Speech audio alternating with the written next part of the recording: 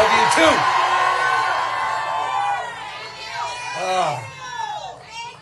Thank you, guys. I came out here just to say those 2 words. Thank you.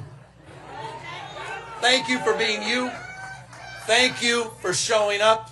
Thank you for showing up not just for yourselves, for each other, for this state, our nation, and the world we're trying to build. Thank you. Thank you for not giving into cynicism. Thank you for not giving into the fear and the anxiety that fills so many people. Thank you for being the antidote to that. Thank you for stepping up. Thank you for stepping in. And thank you for inspiring a nation, Texas. Thank you for inspiring the state of California. Thank you for Proposition 50.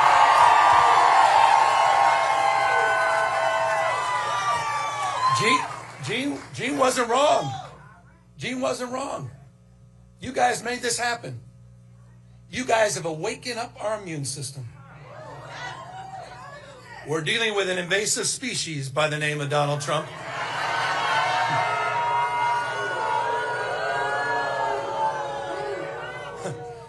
He is an historic president, however. Historically unpopular president.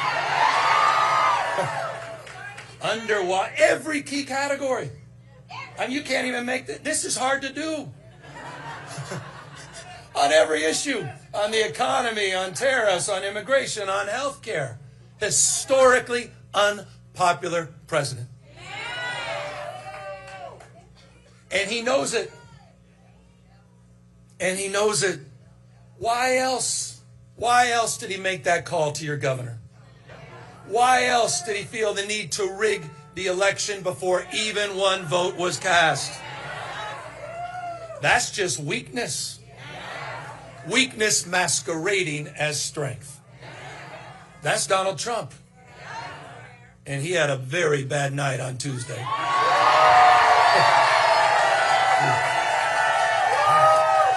Bad night. And he did because all of you. You're showing up. We talk that No Kings rally. You talk about patriotism. You talk about why the founding fathers lived and died. You talk about why we're all here. The best of the Roman Republic, best of Greek democracy, co-equal branches of government, popular sovereignty, the rule of law, not the rule of Don. And it's dawning on people all across the United States of America what's at stake. And you put a stake in the ground. People are showing up. They don't believe in crowns, thrones, no kings. And people all across this country are waking up because you had the courage months ago. Gene, his colleagues, had the courage to step up at a time when we were desperate for leadership. We were. I say it all the time, it's not what happens to us, it's how we respond to what happens to us. And you responded. You didn't roll over and you didn't give in.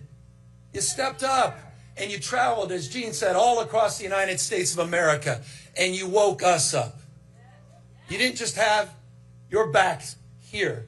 You had our back in the state of California. We were looking for a fight, not only that we can win, but a fight worth fighting for. And that is why I'm here.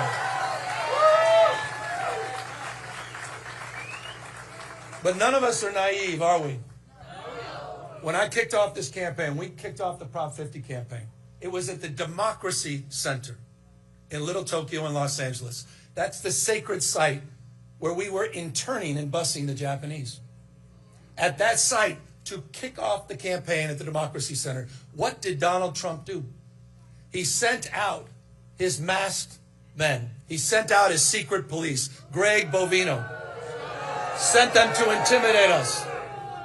And don't take my word for it. You can hear the federal judge's own words. This is a guy who believes that the oath of office he needs to take is to the dear leader, not the Constitution of the United States.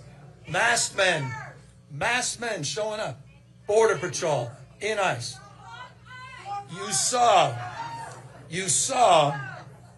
You may have seen this, on Election Day in Los Angeles. Days after, I'll say it, the Los Angeles Dodgers won the World Series. I know. By the way, forgive me. Oh, hold on. That is, did you not listen to Al Green? I was the former mayor of San Francisco. That's harder for me than it is for you. Okay? Please. All right? I don't need to hear that. But just days later, what did he do? On Election Day, he sent 100 ICE and Border Patrol to assemble at Dodger Stadium what they call the BORTAC units. These are the Border Tactical Units. This is what you're seeing all across the United States. This is what you're seeing almost nightly and daily in Chicago. Sent out to chill, to intimidate, so people wouldn't show up at the polls. But you know what was amazing? Did we show up? There were lines around the block 2 hours after polling had stopped because people wanted to be heard, not just seen. They wanted to send a message, which, as Jasmine said, was sent all across the United States of America. And she's absolutely right. It wasn't just New Jersey. It wasn't just Virginia. It was in Bucks County with a now Democratic district attorney, first time since 1800s. It was in Georgia. It was in Mississippi. It was all across this country. And in Texas, as we heard from Representative Fletcher. He has waken up our immune system. Justice Brandeis, he said it best. Justice Brandeis said, in a democracy, the most important office is not governor. It's not president. In a democracy, the most important office is office of citizen. Active, not inert citizenship. We the people, you're showing up. You're stepping up. You're stepping in. And people are hearing your voices. And so I just, again, want to express gratitude. You've distilled a sense of well-being. You've given us hope. We're going to get through this. You've given us confidence.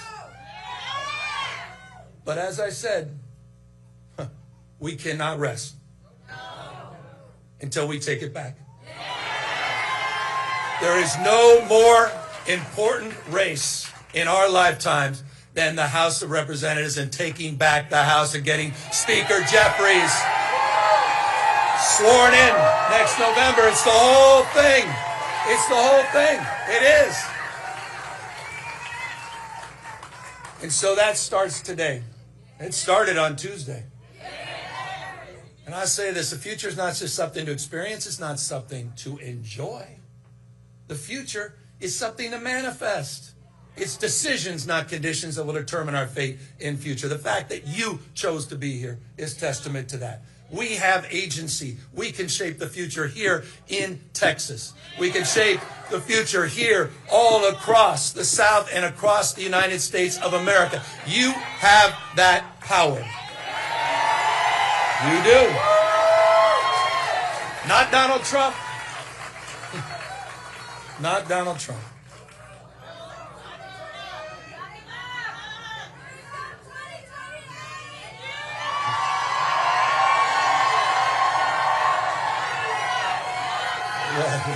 Hardly. No. It's about all of us. By the way, anyone checked out my Patriot store? You even seen anything on Twitter that we're sending out lately? I'm just saying, if you haven't, you may want to check it out. And word to the wise, we do have, well, and forgive me, but we do have some knee pads. It's a signature series. They're sold out at the moment. The universities and all these law firms and members, certain media organizations, I figured they can use these.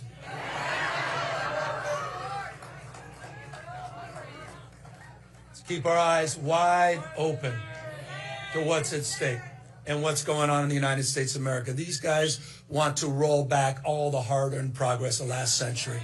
They want to put America in reverse. They want to bring us back to a pre-1960s, maybe 1860s world. And you're seeing it not just on voting rights. You're seeing it on civil rights. You're seeing it on women's rights. You're seeing it on LGBTQ rights. We're experiencing it in real time. They're censoring historic facts. They're rewriting history. They're on a banning binge, Bud Light and Big Bird.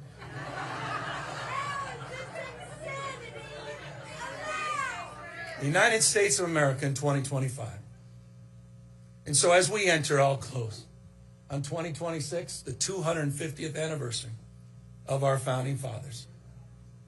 Let's restore not just hope and optimism, but let's also stand up as we take back the House. Let's stand up. Let's stand up to those that have been humiliated, those that feel bullied, those that are afraid and scared. Let's stand up for those that have given up, and let's give them hope. Let's stand up for the rule of law. Let's stand up for a system of checks and balances, and let's stand up for our democracy, for all of us. Thank you.